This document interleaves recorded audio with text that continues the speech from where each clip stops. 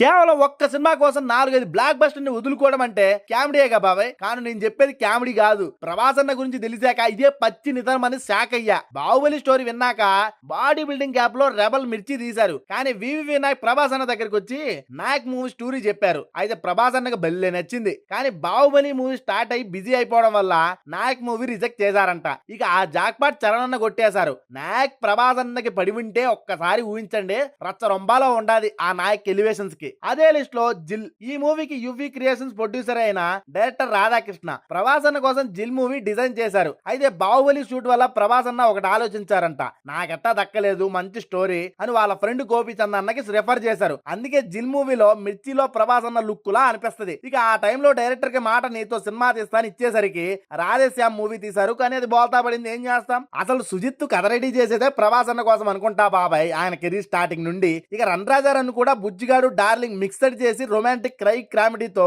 సుజిత్ ప్రభాస్ అన్న కోసం ప్లాన్ చేస్తే, ఇప్పుడు కూడా బాహుబలి షూటింగ్ మధ్యలో జక్కనికి మాట ఇవ్వడం వల్ల శర్వాకి ఆ కథ పంపించి ఎన్నో ఫ్లాప్ లో ఉన్న శర్వాకి ఆ సినిమా బ్లాక్ బస్టర్ ఇచ్చింది రణరాజారన్ మూవీ. ఇక ఆ తర్వాత సుజిత్ టాలెంట్ వల్ల ప్రభాస్ అన్న సాహో వచ్చింది. సినిమా కేకున్నా మనమే దొబ్బెట్టాం. ఇంకోటి క్లైమాక్స్ యాక్షన్ సీన్ ఉంది కదా, అది ప్రభాస్ అన్న ఐడియానా అంట బాబాయ్. మీకు నచ్చిందా? అది కామెంట్ చేయండి, మీకు ఎట్ట అనిపించిందో. ఇలా బాహుబలి మూవీ మధ్యలో టాప్ సినిమాలే కాదు, లుక్ బయటపడుతుందని జక్కన్న బయటికి కూడా ఎలనిచ్చేవారు కాదంట. ఒక ఇంటర్వ్యూలో జక్కన్నే చెప్పారులే. ఇక బాహుబలి కోసం ప్రభాస్ అన్న గొడ్డు కష్టం పడ్డారు బాబాయ్. ఇక ప్రభాస్ అన్న లిస్ట్ లో ఫ్యాన్స్ అందరూ ఇప్పుడు ఏ సినిమా కోసం వెయిట్ చేస్తున్నారో కామెంట్ చేసి మన ఛానల్ సబ్స్క్రైబ్ చేస్తే ఇలాంటి మరివన్నీ వీడియోలతో కలుస్తుంటాగా.